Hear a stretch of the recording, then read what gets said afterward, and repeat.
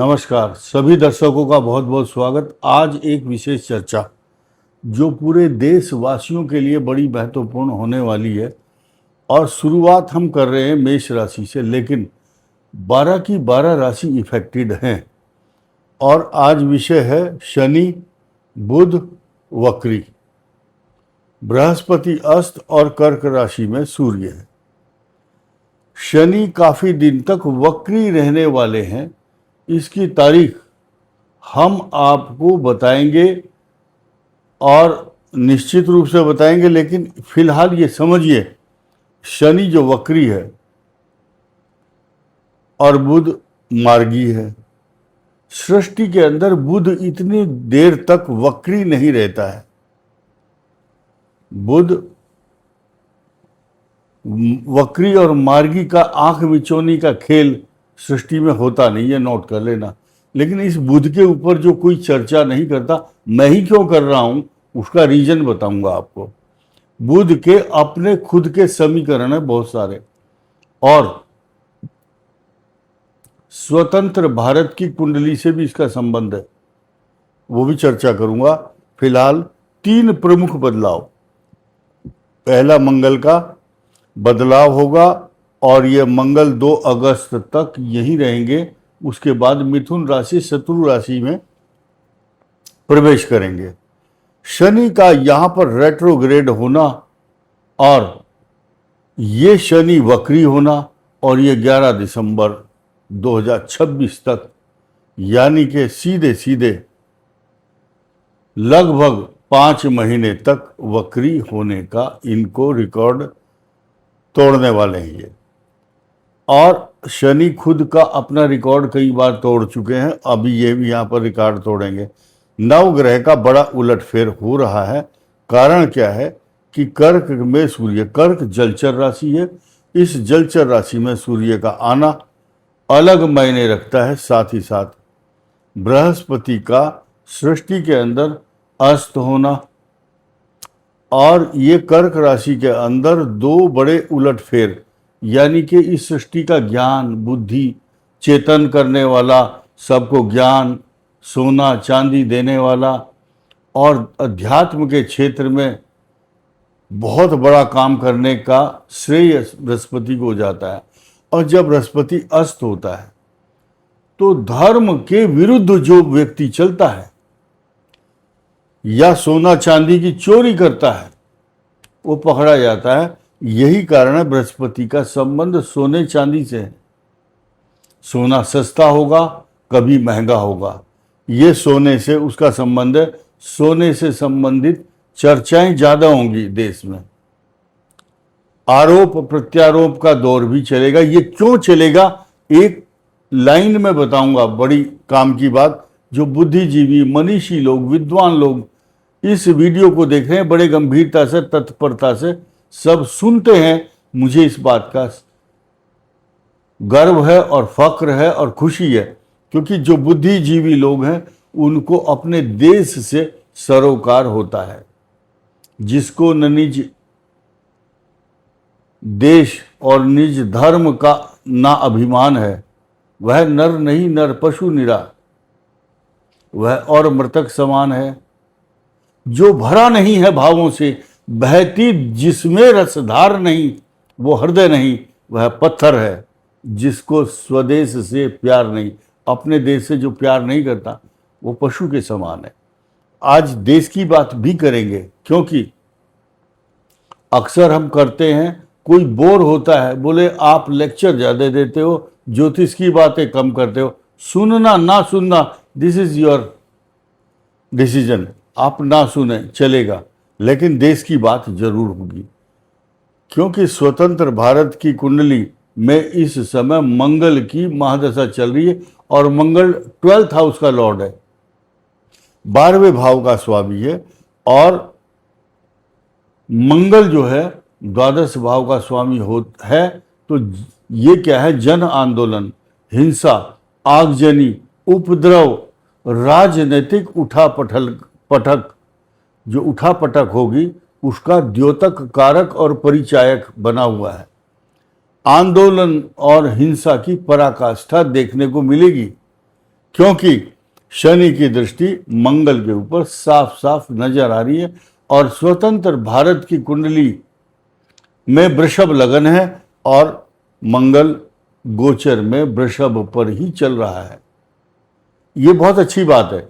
विद्वान लोग समझ रहे हैं, जो भी आप ज्योतिष के विशेष जानकार हैं, जब बृहस्पति की पराकाष्ठा देखने को मिलती है, बृहस्पति शनि को देखते हैं, तो न्यायपूर्ण काम होता है। जो चोर हैं, चोरी के जो घटनाएं वो पकड़ी जाती हैं। उपद्रव करने वाले भ्रष्टाचारी लोगों के साथ दुर्व्यवहार होगा ही होगा, क्योंकि शनि न्याय करते हैं।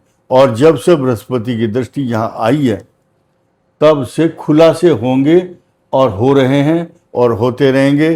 चोरों का, चुगलखोरों का, बेईमानों का पर्दाफाश होगा।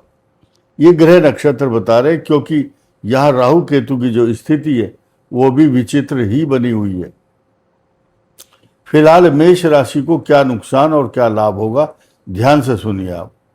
बुध का वक्री होना, और ये वक्री जो स्थिति है वो 5 अगस्त को कर्क में, यानी कि आपके केंद्र में बुध का आगमन होगा। बहुत बड़ा योग बनेगा मेष के लिए।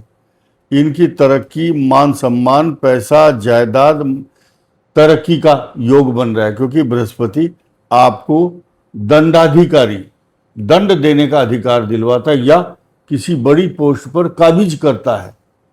बुध मनीषी और विद्वान लोगों को ज्यादा ऊंचा उठाता है, क्योंकि यहाँ बुधादित्य योग भी बनेगा और बृहस्पति और सूर्य का योग भी बनेगा। इस बात से इनकार नहीं कर सकते।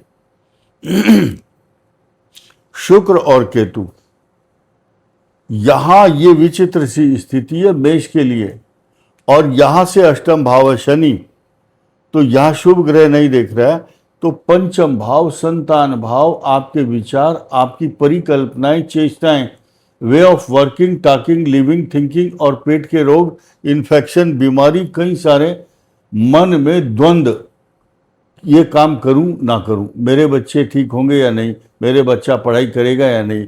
जो मेष राशि का स्टूडेंट है, लड़का है या लड़की, उसको अपने कैरियर को लेकर भविष्य में डर है, संदेह है, इनसिक्योरिटी है। केतु और शुक्र दोनों का एक कॉम्बिनेशन बताता है। हालांकि बृहस्पति के साथ केतु ध्वज योग बनाता है, लेकिन यहाँ अध्यात्म के क्षेत्र में मनन और चिंतन करने के लिए बाध्य कर देता है मनुष्य को। ये बुध तीसरे भाव में स्वग्रही है, वक्री है और रोग स्थान का स्वामी भी है। किसी भी तरह से इसको अच्छा नहीं मान सकते। शनि की दृष्टि भी इस भाव पर है, ये अच्छा नहीं है और ये शुभ नहीं है, क्योंकि मंगल ग्रह धन कुटुंब वाणी स्थान है। मेष का स्वामी है, खुद शनि से दृष्ट है। मेष राशि का जो बुझा हुआ चेहरा है, आपको ग्रह नक्षत्र कांतिहीन यानी कि आभा मंडल को छीन लेता है। आपकी जो पर्सनालिटी है उस पर दाग लगाना चाहता है, क्योंकि 7.5 के ज्यूरिडिक्शन में आप। बात यहाँ मैं सुधारने की कोशिश करूँगा। जो लोग अगर डर रहे हों कि भाई हमें तो बहुत नुकसान हो रहा है, हम हानि की तरफ बढ़ रहे हैं, हमको फॉल्स एलिगेशन, परेशानी, चिंता, इलेक्ट्रॉनिक्स डिवाइस के द्वारा हमें कोई फंसा सकता है, तो मैं आपको फॉर योर काइंड इंफॉर्मेशन मैं आपको बताना चाहूँगा। इसी के साथ दूसरी रेमेडी है। अल्टरनेशन बहुत है ज्योतिष के अंदर। अगर ये खराब है तो अगर ये अच्छा है, तो इसके ऊपर लीपापोती करने के लिए आपको तुरंत फर्स्ट एड भी मिल जाएगी, यानी कि सहारा भी मिल जाएगा, मदद भी मिल जाएगी, या आपको की छवि को धूमिल करने वाली जो कोशिश की जा रही है किसी के द्वारा, वो सफल नहीं हो पाएगी। ये बृहस्पति का प्रेडिक्शन है। कुछ लोगों को ऐसा शक होता है, बोले अभी तो हमें ये बता दिया, तो मैं लोगों के सवाल और उनकी सोच पर तरस आता है, तो वो बोलते हैं अभी तो ये खराब बता दिया आपने, ये तो अच्छा बता दिया। तो मेन चीज ये है, सबके एक्शन और रिएक्शन। एंटी एलर्जिक दवाई का एक्शन अलग है, एंटीबायोटिक का अलग है, एनाल्जेसिक का अलग है। तो सब दवाइयों का असर जैसे अलग अलग है, ऐसे ही ग्रहों के भी जो इनका बिहेवियर पैटर्न है अलग है। शनि अलग न्याय करता है, बृहस्पति की न्याय प्रणाली और कार्य क्षमता अलग है। अब इस भाव को दोबारा हम एनालिसिस करेंगे। मंगल की दृष्टि इस भाव पर है, एजुकेशन और संतान से रिलेटेड ये समस्या तो देगा।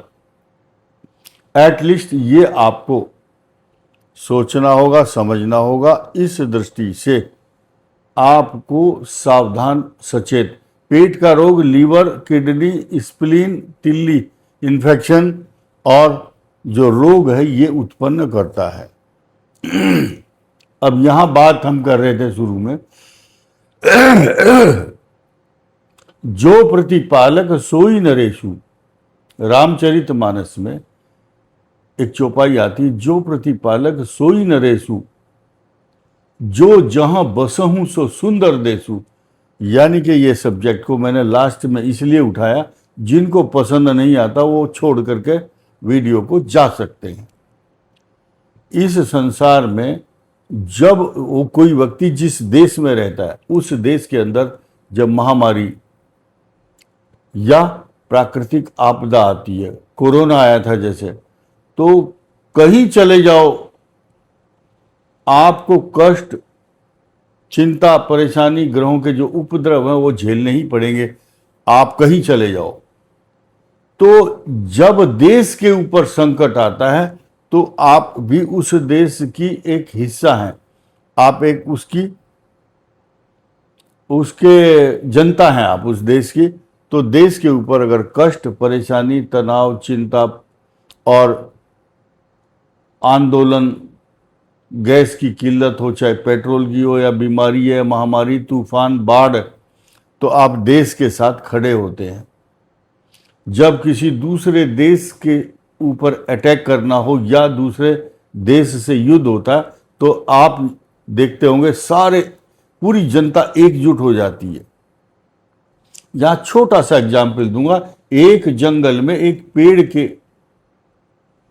पेड़ में आग लग गई। जब आग लगी, वैसे तो पूरे जंगल में आग लगी थी, तो उससे पहले ही एक कबूतर और उसकी कबूतरी में संवाद हुआ कि भाई आग लगी है वन में, हम क्या करें। उसी समय एक बहेलिया, एक शिकारी, उसने कहा